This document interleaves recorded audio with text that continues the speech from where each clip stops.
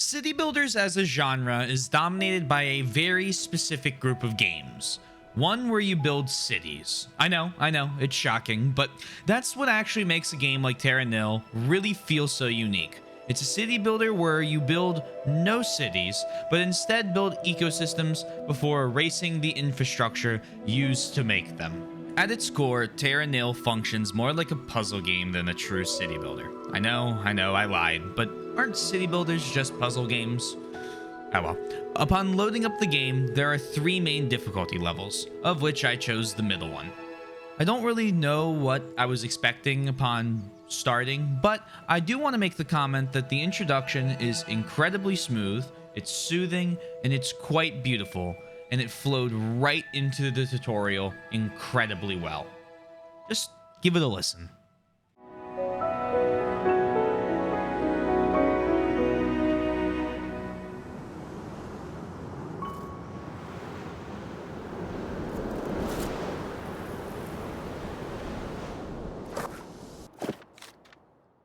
I also need to praise the game for how it does its tutorial. Tutorials are really hard, balancing holding a player's hand to teaching them basic controls and functions without boring them at the very start. Terra Nil's tutorial is incredibly straightforward, has great visuals for what each of the buildings do, and also has an incredible way of doing the music and sound design. As you complete the tutorial, the music builds up, starting with small pings and notes before crescendoing into a flurry and giving a new title card.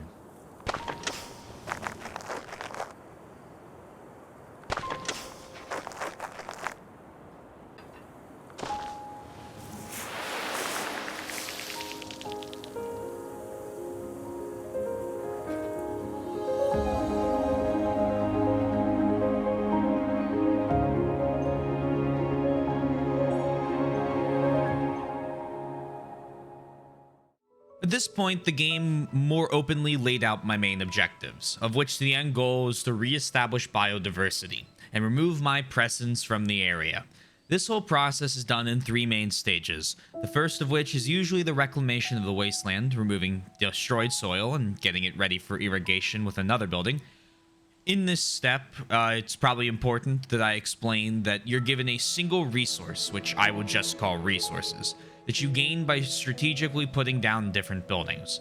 Planting grass is one of the best ways in the early game to get more of these resources in order to build more of the buildings, rewarding you for effectively building up the different ecosystems and planning out where you place things. The second stage builds upon the first, with the newly reclaimed wasteland showing its first signs of life.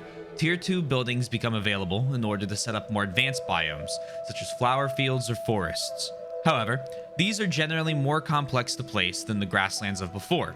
For example, when I want to place a forest, I first need to create fauna or flora, build a special building, then burn down all of that in order to create ash as soil for the trees. After that, I need to create another building on one of the buildings that I burnt down in order to finally create the forest. As you can see, it's a little more complex than irrigate and plant grass. Finally, the third stage revolves around building your airship and removing your presence from the location. After placing the airship, you have to recycle all your buildings by sending a drone out to grab each of them, making the final stage more strategic, where if you somehow got by with placing buildings randomly without thinking or knowing on the first stage, as many people don't, recycling all the buildings could be a big challenge, although you can use recyclers to move buildings' resources closer to the drone path. During this time, you're also able to reintroduce animals to the different ecosystems, hopefully maintaining biodiversity until well after the player leaves. This is done through a scanning mechanic, and while sometimes it does feel a little finicky, overall it was really cool seeing all the animals show up. After your presence is finally removed and all your buildings are recycled, you take off on the airship and move to the next location that you are set to reclaim. Now that gameplay loop is really fun, and I enjoyed it over the course of all the levels in this game. It was balanced for fun, and provides a good little bit of a challenge. I think the only thing that surprised me was how annoying the low resources warning was, as it gives a very big red flash across the screen that doesn't go away until you rebuild up your stockpiles, which was surprising because the rest of the game was seemingly to make you incredibly relaxed. It was to be calming, and the red flash definitely took me out of it a little bit. But if that's my only complaint, I didn't see it much, so I think we're all right. And that was something that was also surprising to me, how relaxing this entire experience was. Unlike other games I play, like City Skylines, the hustle and bustle of the city is replaced with trees, water, and animals. Coupled with Terra Nil's excellent soundtrack, it provides for an incredibly relaxing experience. And on that, the soundtrack. I am a huge video game soundtrack connoisseur.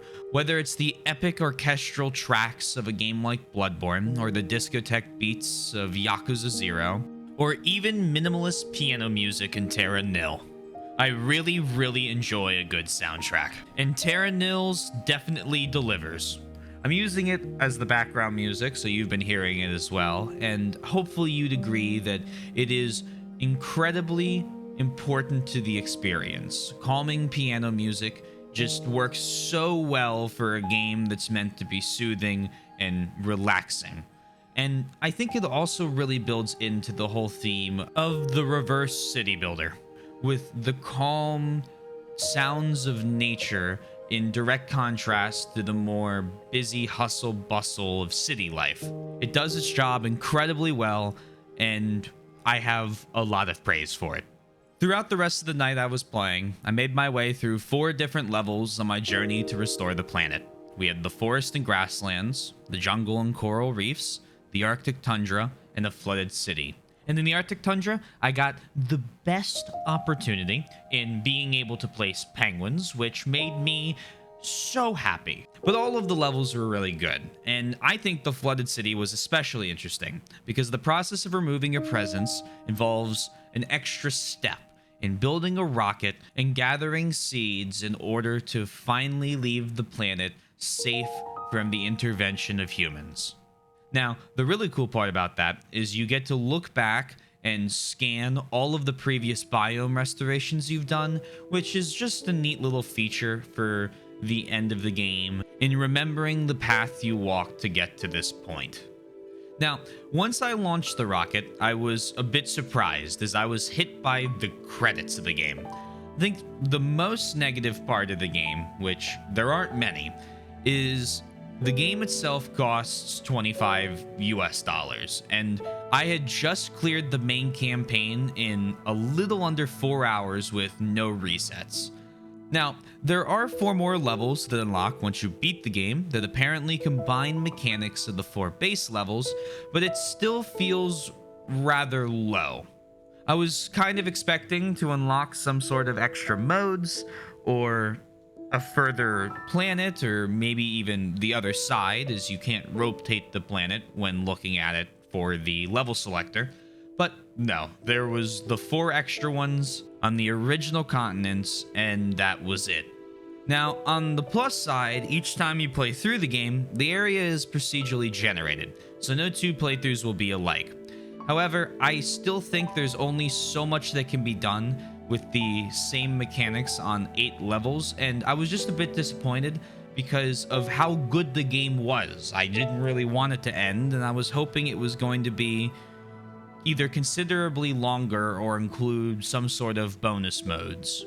Overall, Terra Nil is an incredibly refreshing take on city builders. The music, noises the animals make, even the sound of rain coming to clean your tiles makes for just an incredibly soothing gaming experience, especially for someone who doesn't get to go out into nature very often.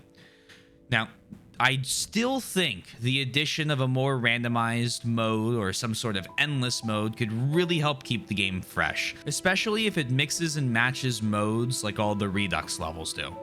It's a bit hard to swallow as a $25 game, again, especially with how short it is and the time most people would take to get through it, but any amount of content updates would probably make it immediately worth the price tag. The concept of an ecosystem builder works incredibly well, and I'm actually quite surprised that I haven't heard of many other games that do this until Terra Nil. But I will be looking out for them now. Every genre needs a good game in order to spark it into existence, and I really think Terra Nil could be that.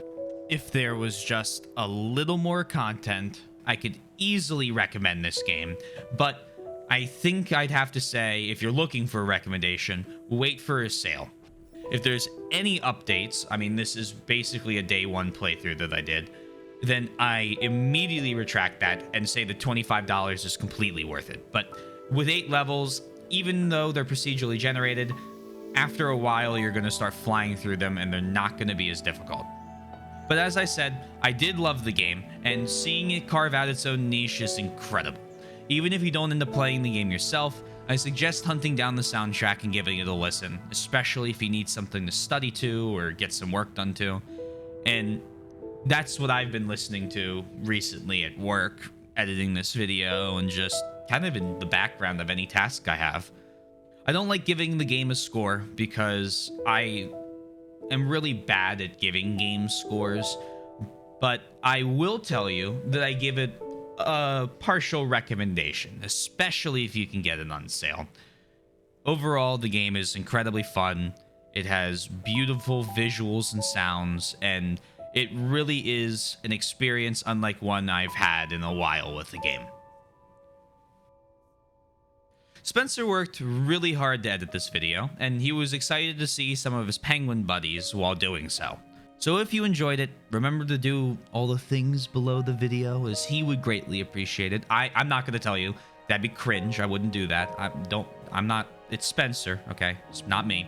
One of my other videos that YouTube has decided you might like will appear on screen, as well as if you're interested. But regardless of if this is the only time our paths cross, or if you stick around for past and future content, I hope you have a wonderful day. Thank you for spending your time here with me, and hopefully our paths will cross again. And until then, stay well.